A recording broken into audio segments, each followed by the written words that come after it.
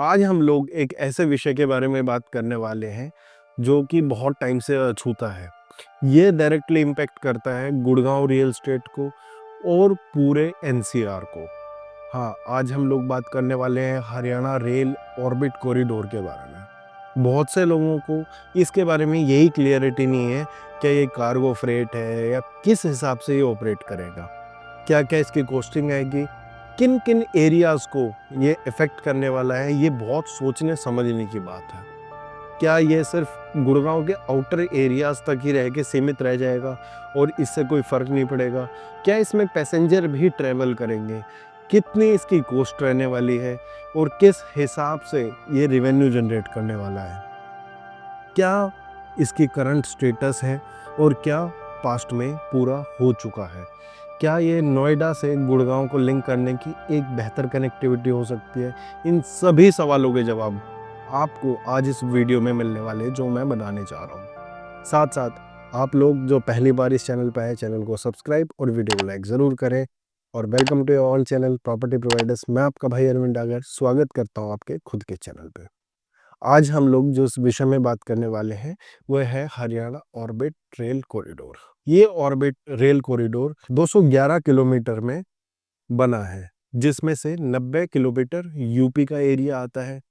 शेष जो रह जाता है 121.7 किलोमीटर। अगर आप लोग इसमें देखें, यहाँ पे 20,000 पैसेंजर्स डेली ट्रेवल करेंगे इस ऑर्बिट कॉरिडोर से और 50 एमटीपीए कार्गो इसमें शिफ्ट हो सकता है डेली। ये जो वेंचर है Haryana rail infra development corporation, ये वेंचर है मिनिस्ट्री ऑफ रेलवेज का plus Haryana state industrial and infrastructure development corporation, जिसको HSIIDC भी बोला जाता है। अब ये जो इसकी टोटल लागत है वो है 5617 CR, जो कि cabinet committee of government affairs ने पास की थी सितंबर 2020 में।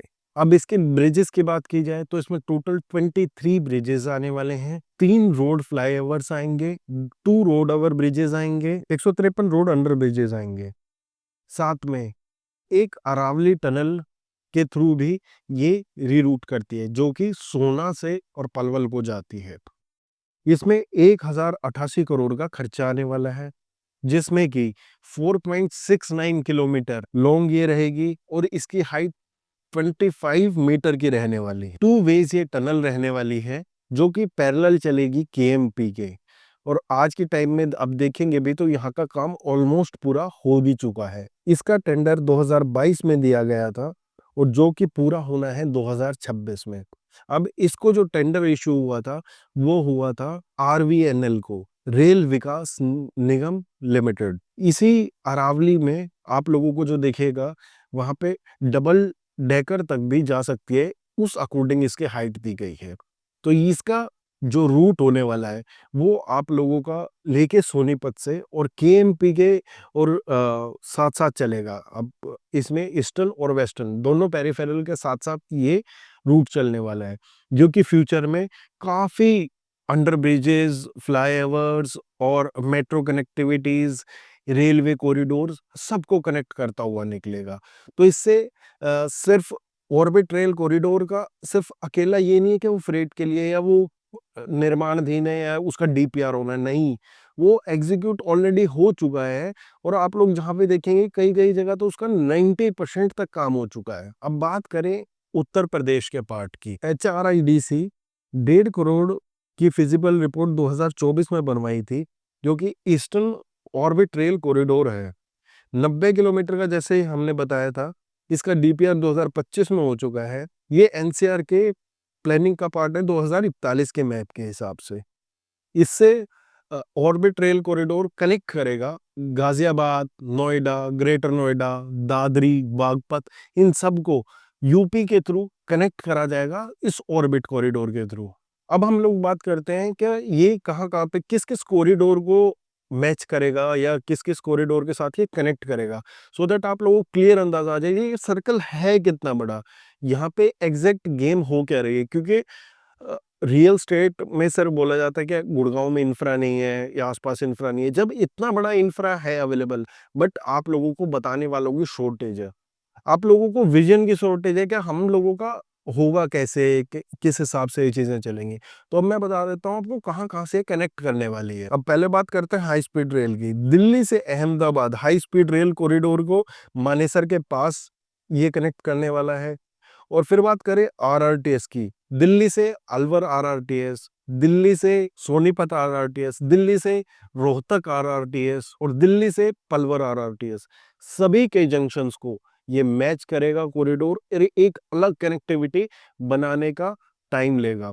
क्योंकि जब ये सारे कनेक्ट कर लेंगे, चाहे वो रोहतक हो चाहे वो सोनीपत हो, यहाँ से आज के डेट में भी जब से आप लोगों का यूवीआर खुला है, कम डिस्टेंस हो गया, पर इसके खुलने से और कम डिस्टेंस हो जाएगा और प्राइवेट व्हीकल्स का मूवमेंट दिल्ली में जैसे कम किया जा रहा है, ऐसे ही गुड़गांव में भी बहुत कम हो जाएगा। जो कि कंपनीज में रेगुलर जॉब करने आते हैं आदमी दूर से, चाहे वो सोनीपत हो, चाहे वो बागपत हो, चाहे वो नोएडा हो, चाहे वो ग्रेटर नोएडा हो, चाहे वो आपका गाजियाबाद हो, हर एक आदमी इजीली ट्रेवल कर पाएगा और उसको ज्यादा कॉस्ट नहीं देनी पड़ेगी अपने प्राइवेट व्हीकल से। अब बात करते हैं मेट्रो कहाँ कहाँ कनेक्ट करती है।